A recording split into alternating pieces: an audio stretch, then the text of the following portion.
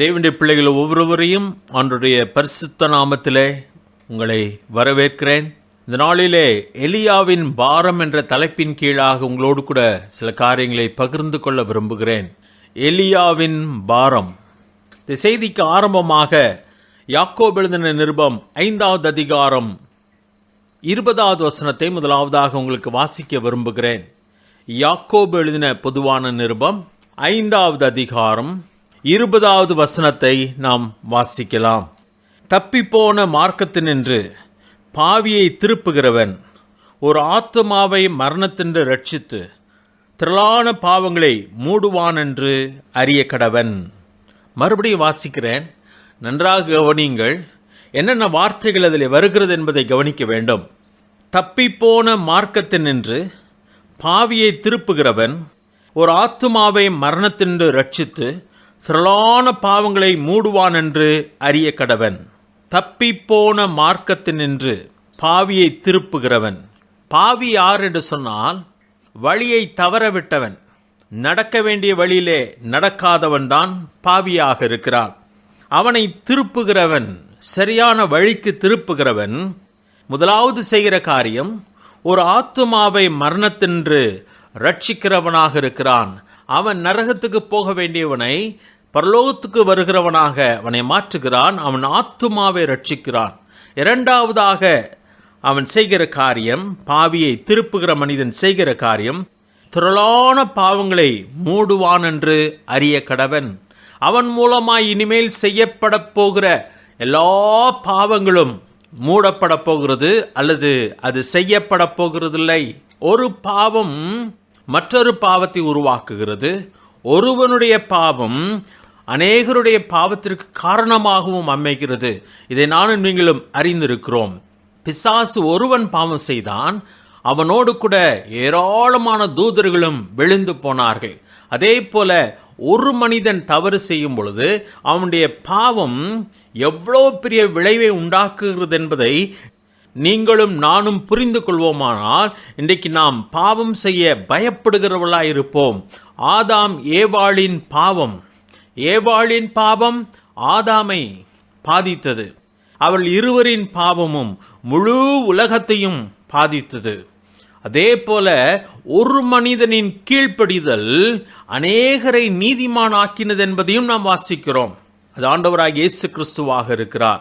இன்றைக்கு நானும் நீங்களும் ஒரு மனிதனை பாவத்திலிருந்து திருப்புவோமானால் அவனுடைய ஆத்துமாவை மட்டும் நாம் ரட்சிக்கவில்லை, இந்த உலகத்திலே நடக்க போகிற அநேக பாவங்கள் மூடப்படுவதற்கு அல்லது அந்த பாவங்கள் நடக்காமல் இருப்பதற்கு காரணமாக அது அமைகிறது. இதை அப்படியே தலைகீழாக நாம் பார்ப்போமானால், ஆத்தும ஆதாய பணியை நாம் செய்யாதே போவோமானால், மனிதர்களை தெய்வன் பக்கமாய் திருப்பாமல் போவோமானால், அநேகருடைய ஆத்துமா நரகத்தை நோக்கி போகிறது. அது மட்டுமல்ல பிரியமானவர்களே, அநேக பாவங்கள் பெருகுவதற்கு நாம் தான் காரணமாக இருக்கிறோம். அதை நாம் கவனமாக யோசிக்க வேண்டும். இந்த உலகத்தில் ஏன் இன்றைக்கு இவ்வளவு பாவம் பெருகிவிட்டது என்று சொன்னால், சபை தோற்று போனது. தேவனுடைய வசனம் பிரசங்கிக்கப்பட வேண்டிய அளவு பிரசங்கிக்கப்படவில்லை. சுவிசேஷ பணி நடைபெறவில்லை. அநேகர் ஆண்டவரிடத்திலே திருப்பப்படவில்லை. பாவம் பெருகிக் கொண்டே போகிறதாக இருக்கிறது. சங்கீதம் 12 எடுத்துக்கொள்ளலாம். 12ஆம் சங்கீதம் எடுத்துக்கொள்ளலாம். முதலாவது வசனத்தை நான் வாசிக்கிறேன். தாவீதினுடைய கதறலாக இது காணப்படுகிறது. வாசிக்கிறேன். சங்கீதம் 12 முதலாவது வசனம். ரட்சியும் கர்த்தாவே, பக்தியுள்ளவன் அற்று போகிறான், உண்மையுள்ளவர்கள் மனுபுத்திரரில் குறைந்திருக்கிறார்கள் என்று சொல்லப்படுகிறது. அநேக நேரத்திலே உலகத்தின் பாவத்தை பார்த்து, பாவத்தின் பெருக்கத்தை பார்த்து நாம் புலம்புகிறோம். ஏன் இவ்வளவு அக்கிரமம் அதிகமாகிவிட்டது என்று சொன்னால், அதில் எனக்கும் உங்களுக்கும் பங்கு உண்டு என்பதை மறந்து போக வேண்டாம். இங்கே சங்கீதக்காரன் புலம்புகிறான், ரட்சியும் கர்த்தாவே, பக்தி உள்ளவன் அற்று போகிறான். பாவத்தின் பெருக்கத்திற்கு இன்னொரு காரணம் என்னவென்று சொன்னால், நீதிமானாயிருக்கிறவன், பக்தியாயிருக்கிற மனிதன் பாவத்தின் பக்கம் போய்விடுகிறான், பக்தி அற்றவனாய் போய்விடுகிறான். அவன் பாவத்தோடு கூட இணைந்து கொள்ளுகிறான். உண்மையுள்ளவர்கள் மனுபுத்திரில் குறைந்திருக்கிறார்கள். 2வது வசனத்திலே அவரவர் தங்கள் தோழரோடே பொய் பேசுகிறார்கள், இச்ச உதடுகளால் இருமனதாய் பேசுகிறார்கள். வாசித்து கொண்டே போகலாம். இங்கே சொல்லுகிறார், பக்தி உள்ளவன் அற்று போகிறான். பக்தி உள்ளவன் இல்லை. ஏன் இல்லை? முன்பு இருந்தார்களே, அநேகர் இருந்தார்களே பக்தி உள்ளவர்கள். இன்றைக்கு ஏன் பக்தி உள்ளவர்கள் இல்லை என்று சொன்னால், பக்தி உள்ளவர்கள் எல்லாரும் சொன்னார்கள் பக்தியாய் இருப்பதிலே ஒரு பிரயோஜனமும் இல்லை, நாமும் ஏமாற்றினால் தான் பிழைக்க முடியும், பொய் சொன்னால் தான் பிழைக்க முடியும் என்று சொல்லி பக்தி அற்றவர்களாக மாறிவிட்டார்கள். நாம் உலகத்தின் மக்களை திருப்புவதற்கு பதிலாக நாம் உலகத்தின் பக்கமாய் திரும்பி விட்டோம். இதுதான் இந்த உலகத்தின் பாவத்திற்கு பெருக்கத்திற்கான காரணமாய் இருக்கிறது என்பதை நானும் நீங்களும் புரிந்து கொள்ள வேண்டும். இதுதான் இந்த உலகத்தினுடைய நிலைமை. இன்றைக்கு கிறிஸ்தவ நாடுகள் என்று சொல்லப்படுகிற நாடுகள் எல்லாம் அக்கிரமத்தின் பிறப்பிடமாய் காணப்படுகிறது. வகை வகையான பாவங்களின் பிறப்பிடமாயிருக்கிறது. எல்லா அசுத்தங்களின் பிறப்பிடமாயிருக்கிறது. காரணம் என்னவென்று சொன்னால், அங்கே மனந்திரும்புதல் ஏற்படவில்லை. பதிலாக தேவனுடைய பிள்ளைகள் உலகத்தின் பக்கமாய் திரும்பிவிட்டார்கள். சபைக்குள்ளே உலகம் வந்து விட்டது என்று சொல்கிறார்கள். உலகம் சபைக்குள்ளே போய்விட்டது என்று சொல்கிறார்கள். 2 வித்தியாசமான ஒரு காரியம். இங்கிலாந்து நாட்டிலே அநேக ஆலயங்கள் சாராய கம்பெனிகளாய் மாறிவிட்டது, சினிமா தியேட்டர்களாய் மாறிவிட்டது, கிளப்புகளாக மாறிவிட்டது, மசூதிகளாய் மாறிவிட்டது என்று சொல்லி கேள்விப்படுகிறோம். காரணம் என்னவென்று சொன்னால், மக்கள் உலகத்துக்குள்ளே போய்விட்டார்கள். தங்களுடைய சொந்த ஆலயத்தை கூட பராமரிக்க அவர்களால் முடியவில்லை. அதை விற்றுவிட்டார்கள், வாடகைக்கு விட்டுவிட்டார்கள். சபை உலகத்துக்குள்ளாய் போய்விட்டது. இன்னும் அநேக சபைகளுக்குள்ளே உலகம் வந்துவிட்டது. இன்றைக்கு சபை கட்டடம் இருக்கிறது, சபை கட்டடத்துக்குள்ளே மக்களும் இருக்கிறார்கள்.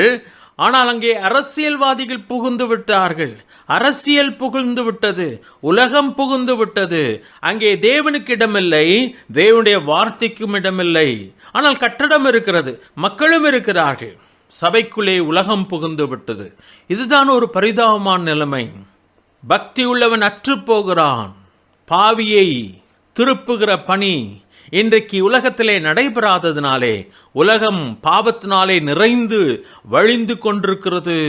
அதனுடைய விளைவுகளை நாம் இன்றைக்கு பார்க்கிறோம், அனுபவிக்கவும் செய்கிறவர்களாயிருக்கிறோம். இதுதான் இஸ்ரவேலிலே ஏற்பட்ட ஒரு பயங்கரமான வீழ்ச்சியாய் காணப்படுகிறது. இஸ்ரவேலை பற்றி ஆண்டவர் சொல்லும் பொழுது ஏசாயா 5வது அதிகாரத்தில் சொல்கிறார், அது செழிப்பான மேட்டிலே உள்ள ஒரு திராட்சை தோட்டத்தை போல நான் அதை நாட்டினேன் என்று சொல்கிறார். அதை நான் வாசிக்க விரும்புகிறேன். பலமுறை நாம் வாசித்திருக்கிறோம், ஆனாலும் கூட இன்றைக்கு வாசிக்கலாம். தேவன் இந்த தோட்டத்தை உருவாக்கின பொழுது எந்த குறைவோடு கூட உண்டாக்கவில்லை.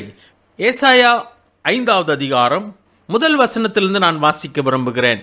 ஏசாயா 5வது அதிகாரம் முதல் வசனத்திலிருந்து, இப்பொழுதும் நான் என் நேசரிடத்தில் அவருடைய திராட்சை தோட்டத்தை குறித்து என் நேசருக்கேற்ற ஒரு பாட்டை பாடுவேன். என் நேசருக்கு மகா செழிப்பான மேட்டிலே ஒரு திராட்சை தோட்டம் உண்டு.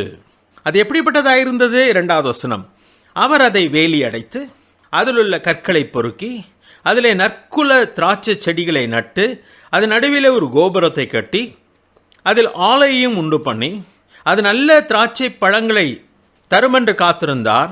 அதுவோ கசப்பான பழங்களை தந்தது. ஆண்டவர் உருவாக்கின பொழுது எந்த குறைவும் இல்லாமல் உருவாக்கினார்.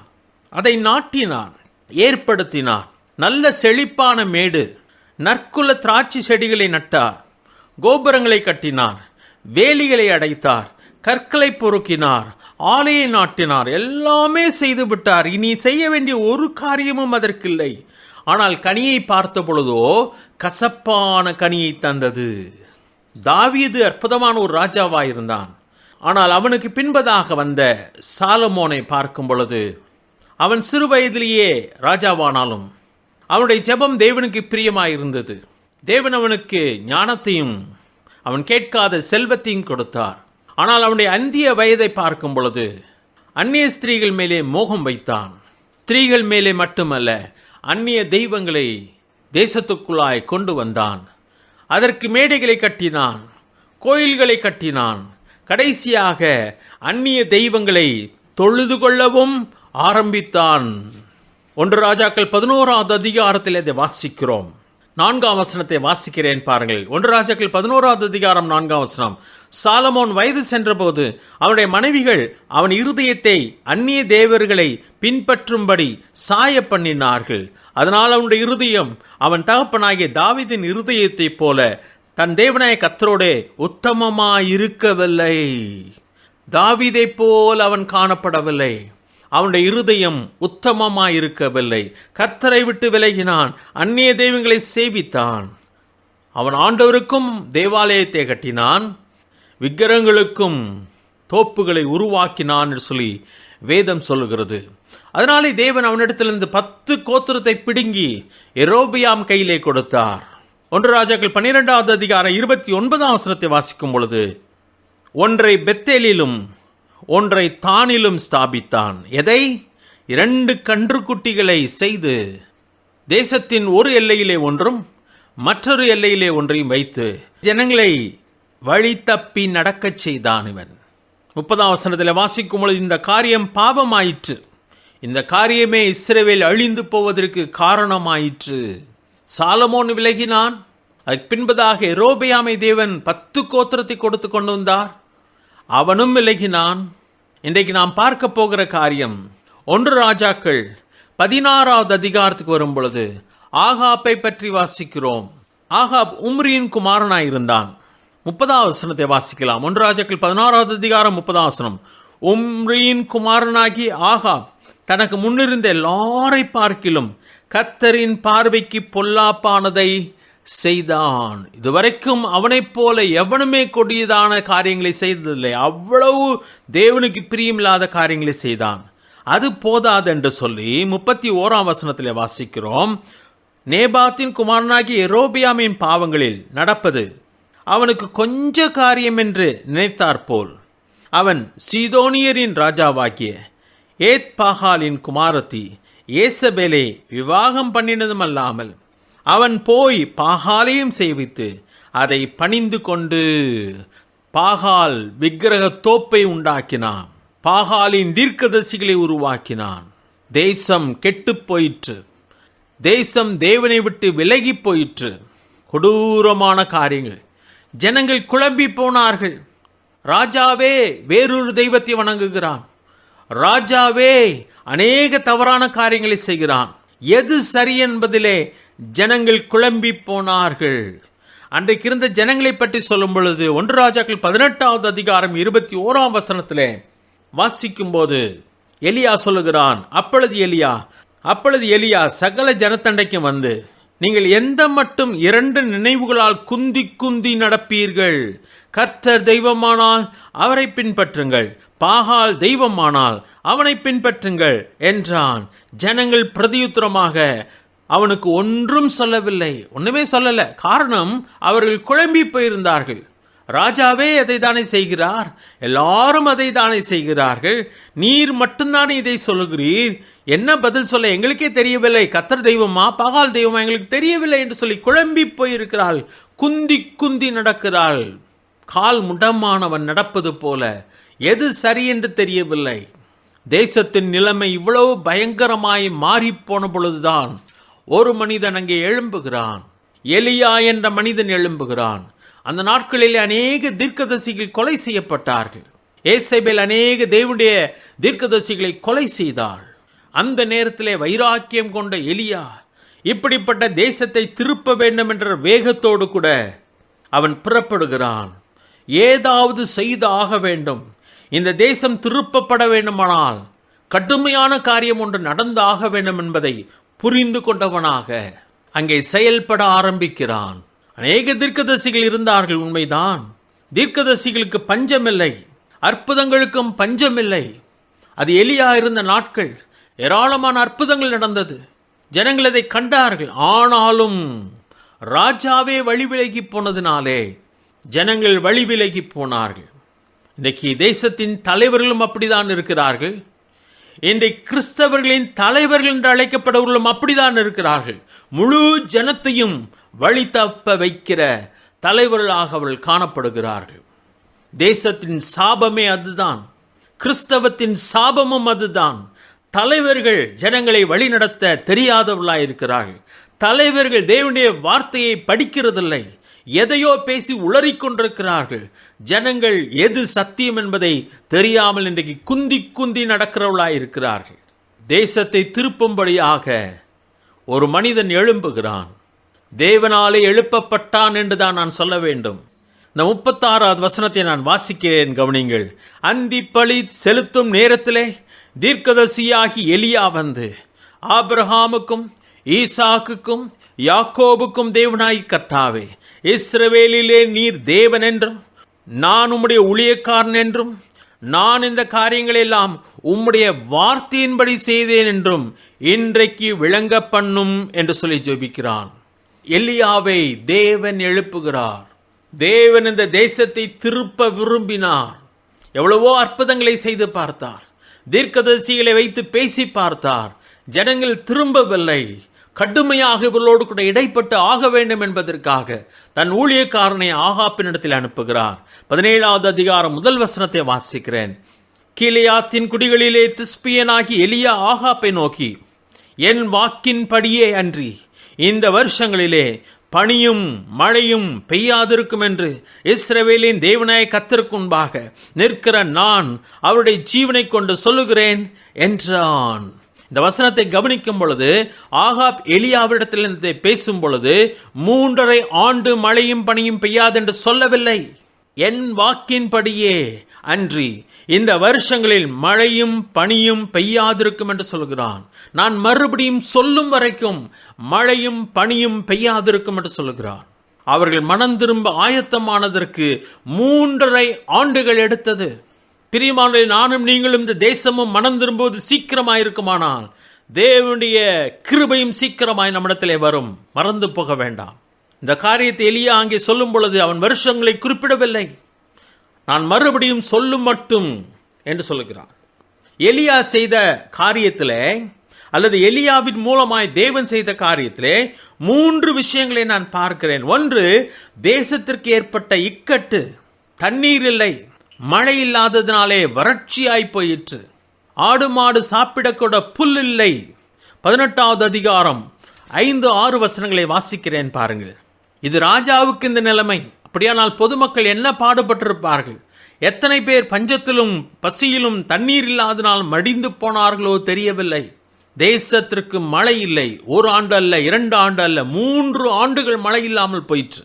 வாசிக்கிறேன். 1 ராஜாக்கள் 18வது அதிகாரம் 5ஆம் வசனம். ஆகாப் ஒபதியாவை பார்த்து, நீ தேசத்தில் இருக்கிற எல்லா நீரூற்றுகளிடத்திலும் எல்லா ஆறுகளிடத்திலும் போ. நாம் சகல மிருக ஜீவன்களையும் சாக கொடாமல் குதிரைகளையும் கோவேரி கழுதுகளையும் ஆவது உயிரோடே காப்பாற்றும்படிக்கு நமக்கு புல் அகப்படுமா என்று பார் என்றான். அப்படியே தேசத்தை சுற்றி பார்க்கும்படி அதை பகுத்து கொண்டு ஆகாப் ஒரு வழியாயும் ஒபதியா வேறு வழியாயும் போனார்கள். சொல்லுகிறான், எல்லா மிருகங்களும் செத்து கொண்டிருக்கிறது. சில மிருகங்களையாவது நான் காப்பாற்ற வேண்டும். குதிரைகளையும் கோவேரி கழுதுகளையுமாவது உயிரோடு காக்க வேண்டும். அதற்காகவாவது புல் வேண்டும். எல்லா மிருகங்களையும் நிச்சயமாய் காப்பாற்ற முடியாது. போ, எல்லா நீருற்றண்டைகளுக்கு போ, அங்கே புல் இருக்கிறதா என்பதை பார், கொண்டு வா என்று சொல்லி ஆகாப் ஒரு வழியாய் போகிறான். ஒபதியா வேறு வழியாய் போகிறான். கொடிதான பஞ்சம், மழை இல்லை. அது மட்டுமல்ல, 3.5 ஆண்டுகளாக ஆகாப் எலியாவை தேடிக்கொண்டிருக்கிறான். 18வது அதிகாரம் 10வது வசனத்தை வாசிக்கிறேன். உம்மை தேடும்படி என் ஆண்டவன் மனுஷரை அனுப்பாத ஜாதியும் ராஜ்யமும் இல்லை என்று உம்முடைய தேவனாய கர்த்தரின் ஜீவனை கொண்டு சொல்லுகிறேன் என்று சொல்கிறார்.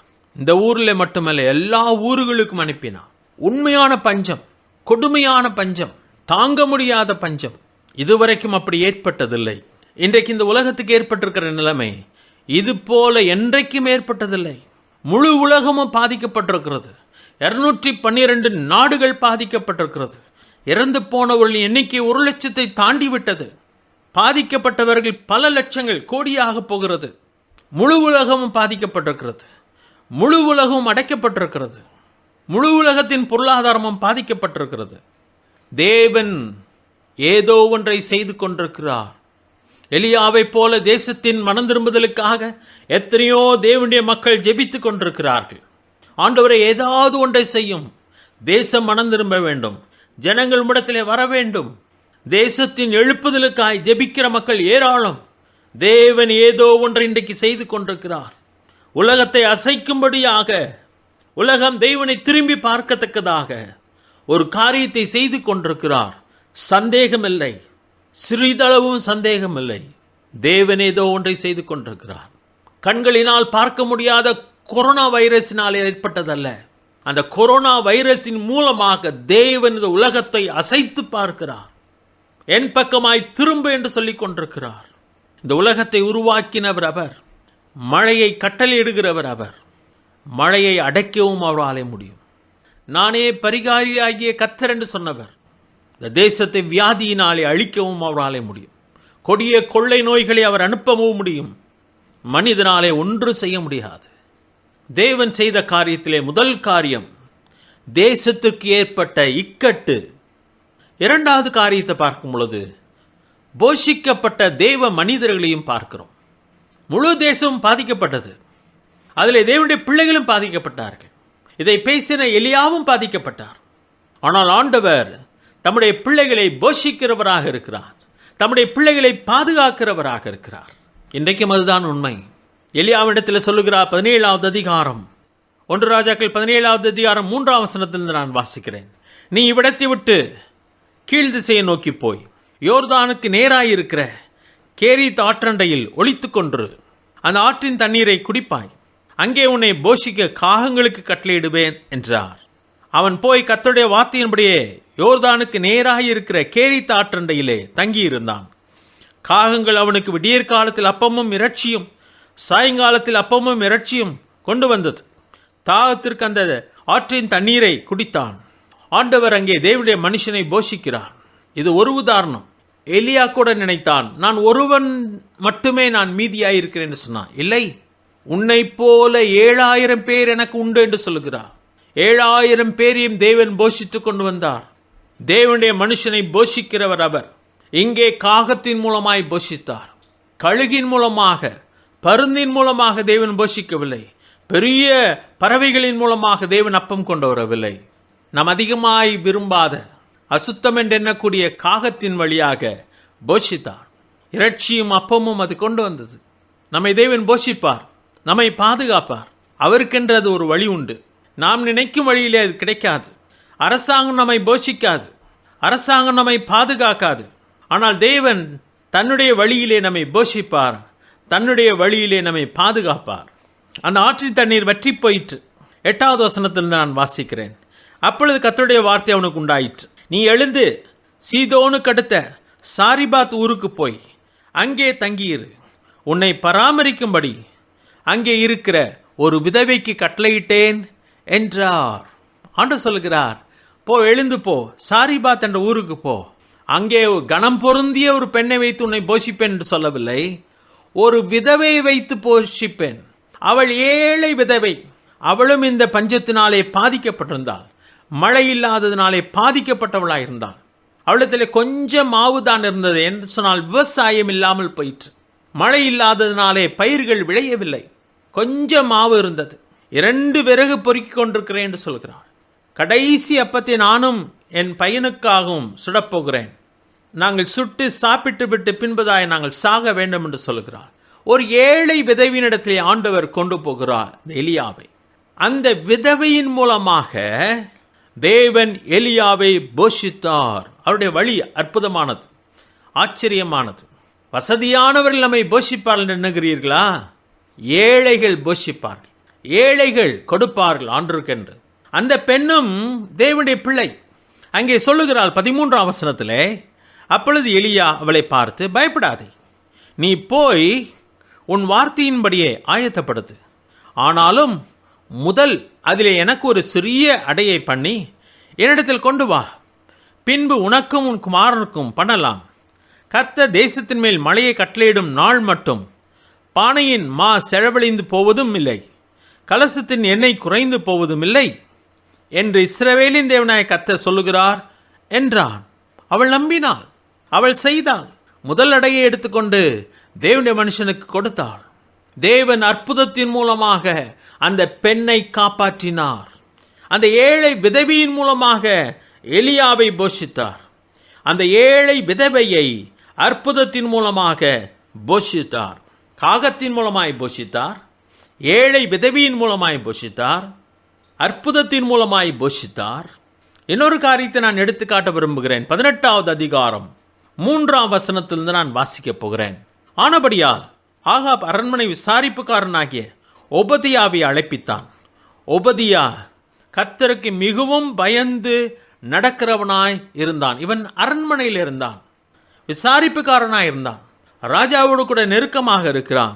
ஆனால் அவன் கர்த்தருக்கு பயப்படுகிற ஒரு மனுஷன், பாகாலை வணங்குகிறவன் அல்ல. இவன் தான் பாகாலை வணங்காதது மட்டுமல்ல. 4வது வசனத்தை வாசிக்கிறேன். ஏசபேல் கர்த்தரின் தீர்க்கதரிசிகளை சங்கரிக்கிற போது ஒபதியா 100 தீர்க்கதரிசிகளை சேர்த்து அவர்களை கெபிக்கு 50 பேராக ஒழித்து வைத்து அவர்களுக்கு அப்பமும் தண்ணீரும் கொடுத்து அவர்களை பராமரித்து வந்தான். இத்தனை அற்புதமான காரியம். இங்கே தேவனுடைய தீர்க்கதரிசிகளை பராமரிக்கிறார் ஆண்டவர். யாரை வைத்து? ஒபதியா போன்ற கர்த்தருக்கு பயப்படுகிற அதிகாரிகளை வைத்து அவர் போஷித்தார். ராஜாவோடு கூட இருக்கிறான், அரண்மனையிலே இருக்கிறான். ஆனாலும் அவன் பாகாலை வணங்காதது மட்டுமல்ல, அவன் கர்த்தருடைய தீர்க்கதரிசிகளை போஷித்தான். எந்த சூழ்நிலையில் என்று சொன்னால், ஏசபேல் கர்த்தரின் தீர்க்கதரிசிகளை சங்கரித்து கொண்டிருந்த பொழுது இவன் அதை செய்தான். நம்முடைய ஆண்டவர் யார்? பார்வோனின் அரண்மனையிலேயே மோசையை வளர்த்தவர். இஸ்ரவேலை ரட்சித்து கொண்டு வரப்போகிற மோசையை ஆண்டவர் பார்வோனின் வீட்டிலேயே வளர்த்தார். நம்முடைய ஆண்டவர் அவர்தான். சபையை அழித்து கொண்டிருக்கிற ஒருவனை கொண்டே சபையை கட்டினவர் தான் நம்முடைய தேவன். இன்றைக்கு யார் தேவனுடைய சபைக்கு விரோதமாய் நிற்கிறார்களோ அவர்களை கொண்டே அவர் சபையை கட்ட முடியும். நம்முடைய ஆண்டவர் ஆகாப்பின் வீட்டிலேயே இருக்கிற ஒரு மனிதன் மூலமாக அநேக தீர்க்கதரிசிகள் போஷிக்கப்பட்டார்கள். காகத்தின் மூலமாய் போஷிக்கப்பட்டான், விதவையின் மூலமாய் போஷிக்கப்பட்டான், அற்புதத்தின் மூலமாய் விதவை போஷிக்கப்பட்டாள். ஒபதியா போன்ற அற்புதமான அதிகாரிகள் மூலமாக தீர்க்கதரிசிகள் போஷிக்கப்பட்டார்கள். தேவன் நம்மை போஷிப்பார், மறந்து போக வேண்டாம். பயப்பட வேண்டிய அவசியம் இல்லை. நம்மை அவர் காக்க அவருக்கென்று ஒரு வழி உண்டு. பெரிய இடத்தை தேடிக்கொண்டிருக்க வேண்டாம். ஒத்தாசை வரும் பர்வதம் உண்மைதான் மேலே இருக்கிறது. ஆனால் அவர் மேலேந்து நம்மை போஷித்தாலும் எளிய மக்கள் மூலமாய் போஷிக்கிறார், காகத்தின் மூலமாய் போஷிக்கிறார், ஏழை விதவைகள் மூலமாய் போஷிக்கிறார், அற்புதங்கள் மூலமாய் நம்மை போஷிப்பார், ஒபதியா போன்ற மனிதர்கள் மூலமாய் போஷிப்பார். கவலைப்பட வேண்டிய அவசியம் இல்லை. மற்றவர்கள் நடுங்குவது போல நாம் நடுங்க வேண்டாம். என்னுடைய பிசினஸ் என்ன ஆகும்? நொடித்து போகுமோ? என் குடும்பம் என்னவாகும்? மற்றவர்களைப் போல கவலைப்பட வேண்டாம். நாம் தேவனுடைய பிள்ளைகள் என்று சொன்னால், நாம் அவருடைய திட்டத்திலே நிற்கிறோம் என்று சொன்னால் நாம் கவலைப்பட வேண்டிய அவசியம் இல்லை. 2வது காரியம், முதல் காரியம் நாம் பார்த்தோம். தேசத்துக்கு ஏற்பட்ட இக்கட்டு எத்தனை ஆண்டுகள் சொல்லப்படவில்லை. நீ மனம் திரும்ப மட்டும் என்று சொல்லுகிறார், நான் அடுத்து சொல்லு மட்டும் என்று சொல்லுகிறார். 2வது காரியம், போஷிக்கப்பட்ட தேவ மனிதர்களை பார்க்கிறோம். 3வது காரியம், ஜனங்களை திருப்ப ஆயத்தமான எலியா. இந்த 3.5 ஆண்டுகள் எலியா என்ன செய்து கொண்டிருந்தார்? சாப்பிட, தூங்க, தூங்க, சாப்பிட. அதுதானா? நிச்சயமில்லை. அந்த மனுஷனாலே அதை செய்திருக்க முடியாது. வேகமுள்ள ஒரு மனிதன், ஜனங்கள் மேலே தாகமுள்ள ஒரு மனிதன், ஜனங்கள் திரும்ப வேண்டும் என்று சொல்லி கதறிக்கொண்டிருந்த ஒரு மனுஷன். நான் நினைக்கிறேன் இடையிலே புறப்பட அவன் ஆயத்தப்பட்டிருக்கலாம். ஆனால் ஆண்டவர் அவனை விடவில்லை. பொறு என்று சொல்லிவிட்டார். 18வது அதிகாரம் 1 வசனத்திலே வாசிக்கும் பொழுது, அநேக நாள் சென்று 3 வருஷம் ஆகியில் கர்த்தருடைய வார்த்தை எலியாவுக்கு உண்டாகி, நீ போய் ஆகாப்புக்கு உன்னை காண்பி, நான் தேசத்தின் மேல் மழையை கட்டளையிடுவேன் என்றார். போய் பார். ஆண்டவர் சொல்லதான் எலியா எல்லாவற்றையும் செய்கிறான். எலியா தன்னுடைய விருப்பத்தின்படி செய்யவில்லை. இன்றைக்கும் தேசத்திலே நடந்து கொண்டிருக்கிற தேவனுடைய விருப்பத்தின்படி ஜனங்களை திருப்பம் என்று சொல்லி நாம் ஜெபம் பண்ணினோம். தேசத்திலே எழுப்புதலை தாரும் என்று ஜெபம் பண்ணினோம். அநேக மக்கள் ரட்சிக்கப்பட வேண்டும் என்று ஜெபம் பண்ணினோம். ஒருவேளை நாம் அது வேறு விதமாய் நடக்கும் என்று எண்ணினோம். ஆனால் ஆண்டவருக்கு வேறொரு திட்டம் உண்டு. இன்றைக்கு நானும் நீங்களும் ஆயத்தமாக வேண்டியது எதற்காக என்று சொன்னால், ஜனங்கள் தேவன் பக்கமாய் திரும்ப நாம் ஆயத்தமாக வேண்டும். இந்த கொரோனாவின் பாதிப்புக்கு பின்பதாக தேசம் தேவன் பக்கமாய் திரும்புவதற்காக இந்த கொரோனாவின் ஓய்வு நாட்களிலே நாம் ஆயத்தமாக வேண்டும். எப்படி இந்த தேசத்தின் மக்களை திருப்ப போகிறோம்? ஆண்டுடைய சமூகத்தில் இன்றைக்கு நாம் காத்திருக்க வேண்டும். சபையின் தலைவர்களே, இந்த ஓய்வு நாட்களில் சாப்பிட்டு தூங்கிக் கொண்டிருக்க வேண்டாம். டிவி பார்த்து பொழுதுபோக்கிக் கொண்டிருக்க வேண்டாம். மொபைலிலே நேரத்தை செலவழிக்க வேண்டாம். கர்த்தருடைய சமூகத்திலே காத்திருங்கள். ஜெபத்திலே அவருடைய சமூகத்திலே காத்திருங்கள். உபவாசம் இருந்து தேவனுடைய சமூகத்திலே காத்திருங்கள். தேசம் தேவன் பக்கமாய் திரும்ப ஆயத்தப்படுங்கள். என்ன செய்ய போகிறோம்? நான் நினைக்கிறேன், அந்த 3.5 ஆண்டுகள் எலியா தேவனுடைய சமூகத்திலே காத்திருந்தான். தேசத்திற்காக அவன் ஜெபித்திருக்க வேண்டும். எப்படி இந்த மக்களை திருப்ப போகிறேன்? அவனுக்கு ஒன்று நன்றாக தெரியும். அந்த மழையில்லாத ஒரு சூழ்நிலை, தேசத்தின் பஞ்சம், தேசத்துக்கு ஏற்பட்ட தண்டனை அல்ல, பதிலாக தேசத்தை திருப்புவதற்காக தேவன் கொடுத்த சிட்சை. மறந்து போக வேண்டாம். இன்றைக்கு இந்த உலகத்துக்கு ஏற்பட்டிருக்கிற சூழ்நிலை தண்டனை அல்ல, பதிலாக தேவனுடைய சிட்சை. தேவன் பக்கமாய் ஜனங்கள் திரும்ப தேவன் கொடுத்து கொண்டிருக்கிற சிட்சை. எவ்வளவோ விஞ்ஞானம் வளர்ந்து விட்டதே. ஏனையா அந்த சிறிய கொரோனாவில் இவ்வளோ பேர் மடிந்து போனார்கள்? ஏன் விஞ்ஞானம் வேலை செய்யவில்லை? ஏன் மருத்துவர்களாலே ஒன்று செய்ய முடியவில்லை? மருத்துவர்கள் மடிந்து போய் கொண்டிருக்கிறார்களே. உலகம் யோசிக்க வேண்டும். இது யாருடைய கரம்? எகிப்தில் இருந்த மந்திரவாதிகள் சொன்னார்கள், இது கர்த்தருடைய கரம் என்று சொன்னார்கள். ராஜா அதுக்கு செவி கொடுக்கவில்லை. அதனாலே எகிப்து அழிந்து போயிற்று. இன்றைக்கும் இந்த உலகத்தின் மக்கள் இது தேவனுடைய கரம் என்பதை உணர வேண்டும். தேவன் தன் பக்கமாய் திரும்ப இந்த உலகத்தை சொல்லுகிறார். திரும்ப போகிற உலகத்தை சரியான பாதையிலே வழிநடத்துவதற்கு சபைகள் ஆயத்தமாக வேண்டும். சபையின் தலைவர்கள் ஆயத்தமாக வேண்டும். விசுவாசிகள் ஆயத்தமாக வேண்டும். 3.5 ஆண்டுகள் எலியா தன்னை ஆயத்தப்படுத்தினான். அவன் திடீரென்று ஆகாப்புக்கு முன்பதாய் வந்து அற்புதத்தை நிகழ்த்தவில்லை, சவால்களை வைக்கவில்லை. பதிலாக 3.5 ஆண்டுகள் கர்த்தர் அவனை ஆயத்தப்படுத்துகிறார். இன்றைக்கு நானும் நீங்களும் உலகத்தாரை போல சாப்பிடுவது எப்படி, எதை சாப்பிடுவேன், எப்படி வாழப்போகிறேன் என்பதை கவலைப்படுவதை விட்டுவிடுங்கள். ஆண்டவர் காகத்தை வைத்து போஷிப்பார், விதவைகளை வைத்து போஷிப்பார், அற்புதத்தினாலே போஷிப்பார். அவருக்கென்று ஒரு வழி உண்டு. உலகத்தின் மக்களைப் போல நாம் இதற்கு கவலைப்பட வேண்டாம். நாம் கவலைப்பட போகிறது எது என்று சொன்னால், தேசம் தேவன் பக்கமாய் எப்படி திரும்ப போகிறது, அந்த நேரத்தில் நானும் நீங்களும் என்ன செய்ய போகிறோம், எப்படி செயல்பட போகிறோம் என்பதை பற்றி இன்றைக்கு நானும் நீங்களும் கவலைப்பட வேண்டும். மறந்து போகாதிருங்கள். எலியா 3.5 ஆண்டுகள் தூங்கிக் கொண்டிருக்கவில்லை. அவன் ஆயத்தப்பட்டான். அதனால் தானே அவ்வளவு தைரியமாக அவன் 480 பாகால் தீர்க்கதரிசிகளுக்கு முன்பதாக நின்றான். 18வது அதிகாரத்திலே அவன் மிகவும் சுருக்கமான ஜெபம் செய்தான். ஏன் என்று தெரியுமா? அவன் ஏற்கனவே நீண்ட ஜெபங்களை செய்து விட்டான். 3.5 ஆண்டுகள் அவன் ஜெபித்து விட்டான். இப்பொழுது பாகால் தீர்க்கதரிசிகளுக்கு முன்பதாக அவன் சிறிய ஜெபம் செய்தான். அதை நான் ஏற்கனவே வாசித்தேன், மறுபடியும் வாசிக்க விரும்புகிறேன். 18வது அதிகாரம் 16வது வசனம். உண்மையாக அவனுடைய ஜெபம் என்னவென்று சொன்னால், கேட்டருளும், என்னை கேட்டருளும். அவ்வளவுதான் நம்முடைய ஜெபம். 1 ராஜாக்கள் 18வது அதிகாரம்.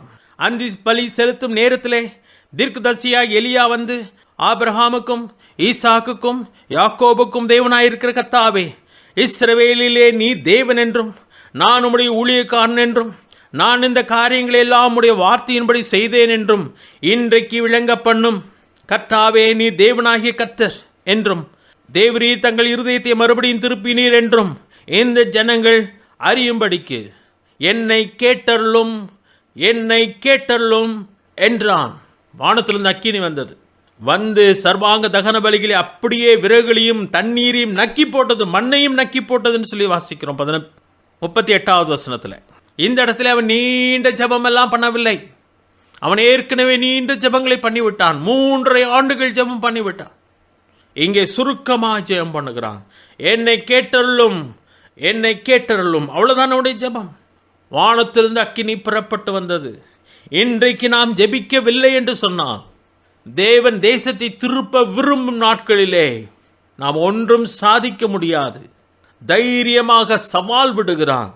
18வது அதிகாரம் 21வது வசனத்திலிருந்து 24ஆம் வசனம் வரைக்கும் ஜனங்களிடத்தில் சொல்லுகிறான், பாகால் தெய்வமானால் அவனை பின்பற்று, கர்த்தர் தெய்வமானால் அவரை பின்பற்றுங்கள்.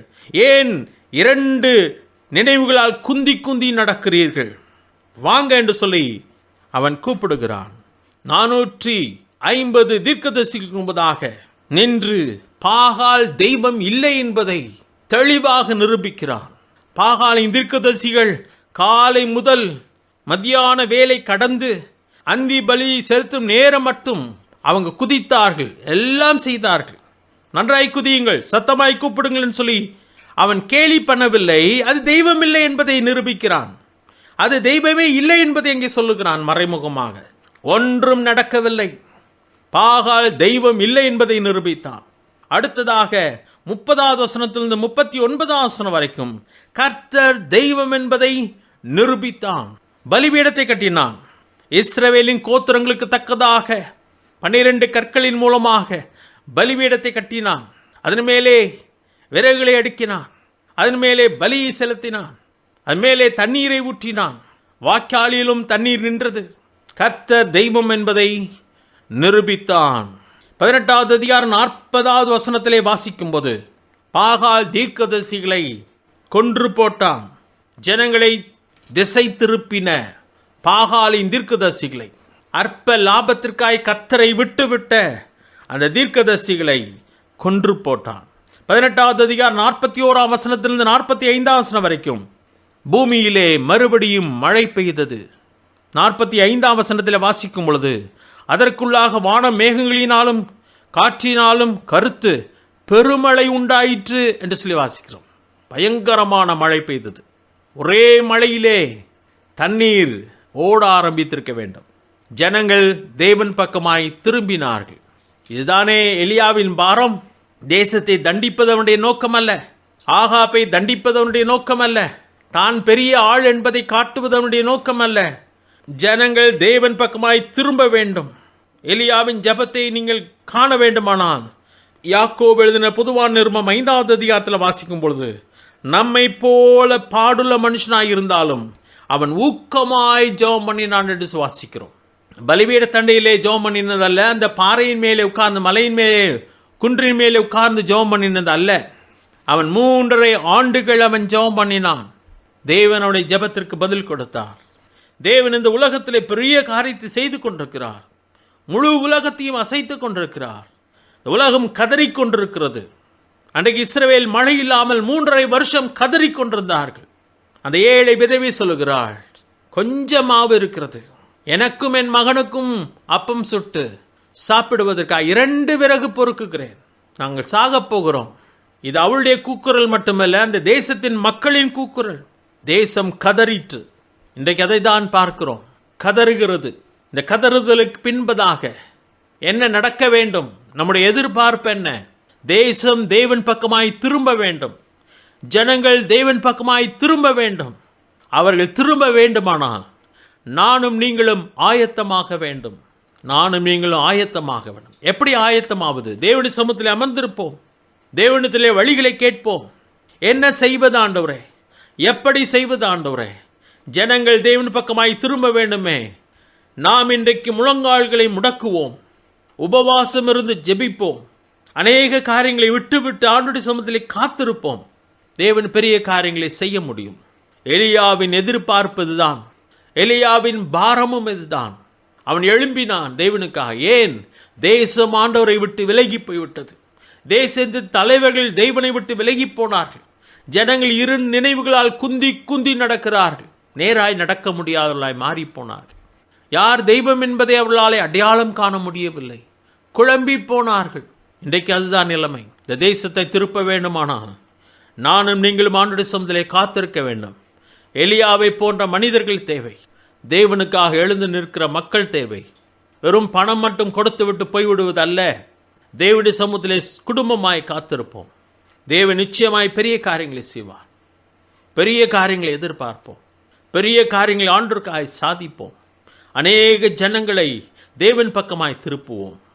அப்படி திருப்புவோமானால் திரளான பாவத்தை மூடுகிறவர்களாய் மாறிவிடுவோம். அநேக ஆத்துமாக்களை பரலோகத்திலே கொண்டு சேர்க்கிறவர்களாய் மாறிவிடுவோம். எவ்வளோ பெரிய ஆசீர்வாதம்! இது ஒரு நல்ல வாய்ப்பு, நமக்கு தேவன் கொடுத்திருக்கிற ஒரு வாய்ப்பு. இதை சரியாய் புரிந்து கொண்டு சபையும் சபையின் தலைவர்களும் தேவனுடைய சமூகத்திலே காத்திருக்க வேண்டும். தேவன் பெரிய காரியங்களை செய்வார்.